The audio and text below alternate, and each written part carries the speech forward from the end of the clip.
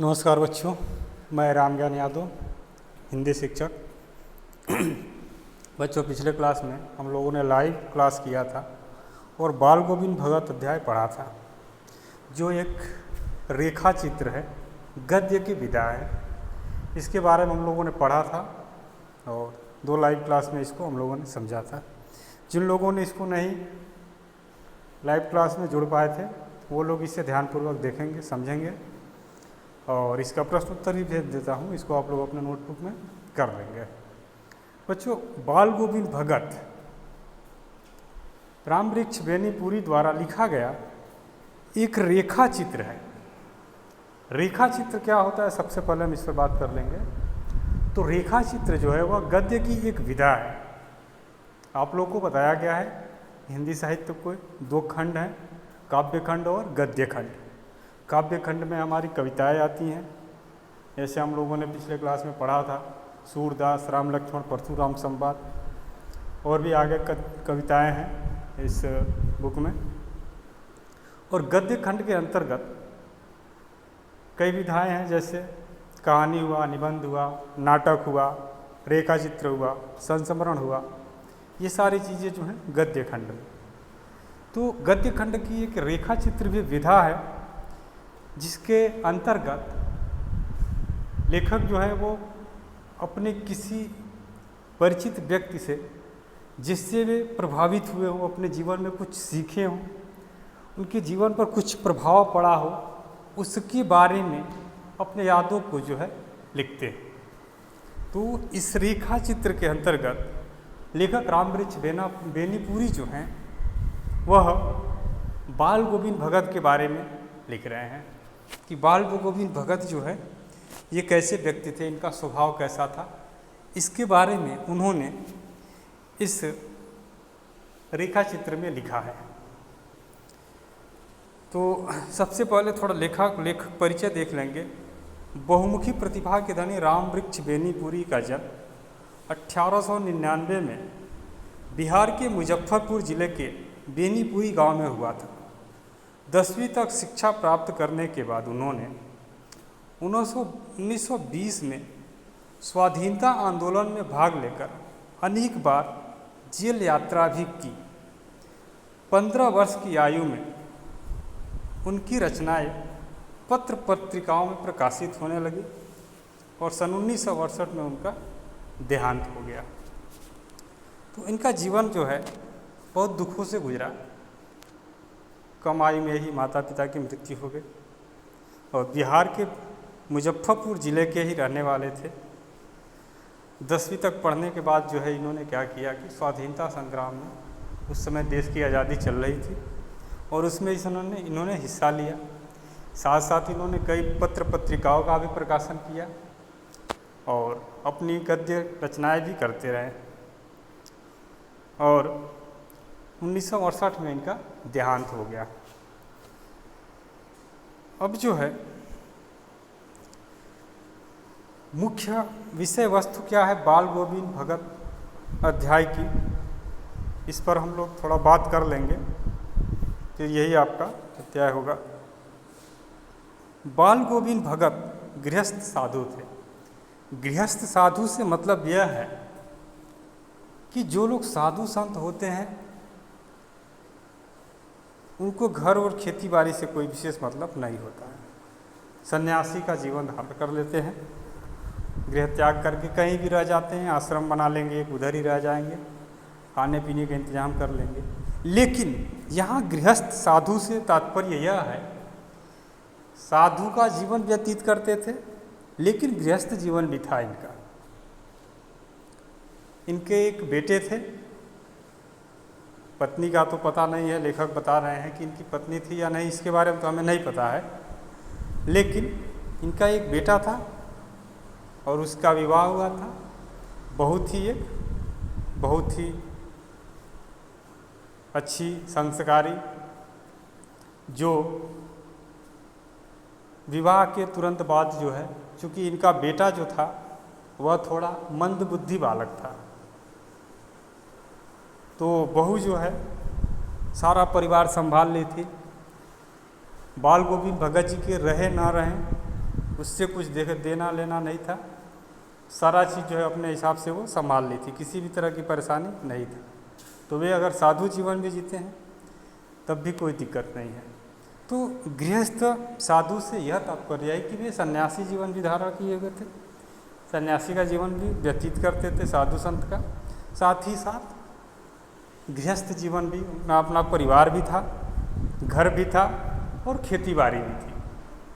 तो गृहस्थ साधु से यही तात्पर्य है कि जिस साधु या सन्यासी के पास अपना परिवार है, बेटा बेटी हैं, बहू है और खेती बाड़ी है, घर है, उसे हम लोग कहेंगे गृहस्थ साधु। कबीर को अपना साहब मानते थे, कबीर दास को ही अपना मालिक मानते थे। कौन? बाल गोविंद भगत। यानी जिन रास्तों को, जिन मार्गों को कबीर दास ने बताया है, उन्हीं मार्गों पर बाल गोविंद भगत चलते थे। कहने का तात्पर्य यह है, उन्हीं के गीतों को गाते और उनके आदेशों पर चलते थे। कबीर दास के गीत आप लोग सुने होंगे, सुबह सुबह अमृतवाणी सुनने को मिलती होगी और भी सारी चीज़ें हैं। कबीर दास के दोहे इतने सिंपल और सरल हैं कि कोई भी अनपढ़ लोग भी उसको गाते रहते हैं। तो बाल गोविंद भगत भी गाते रहते थे और उन दोहे के माध्यम से जो ज्ञान दिया गया है उसका वे अनुसरण करते थे। स्पष्टवादी थे किंतु झगड़ालू नहीं थे। स्पष्टवादी से तात्पर्य है कि किसी भी बात को संकोच नहीं करते थे, जो भी बात हो तुरंत कह देते थे और झगड़ा वगैरह किसी से नहीं करते थे। खेती की उपज से जो मिलता सिर पर लाद कर साहब के दरबार में ले जाते। प्रसाद स्वरूप जो कुछ उन्हें मिलता उसी से गुजारा करते।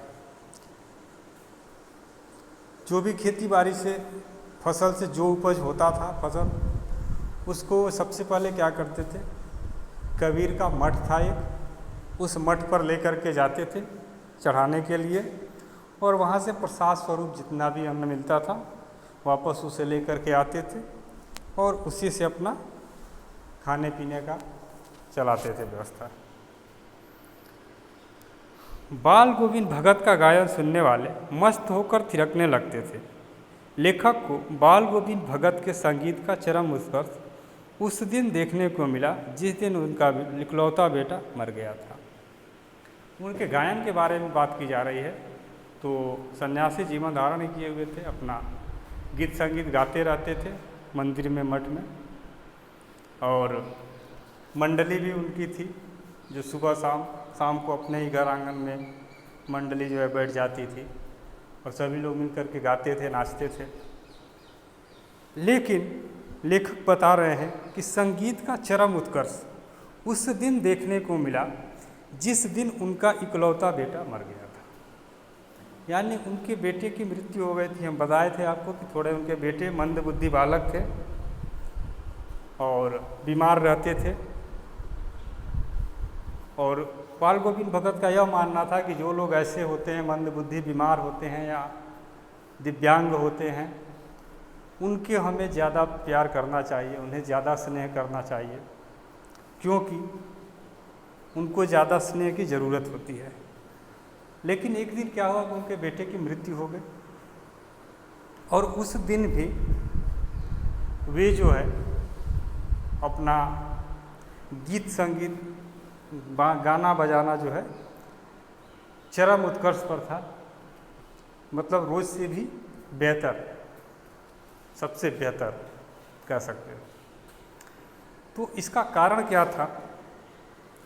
कारण यह था कि कबीरदास की बातों को मानते थे और कबीरदास का कहना है कि मृत्यु का मतलब होता है आत्मा का परमात्मा से मिलन।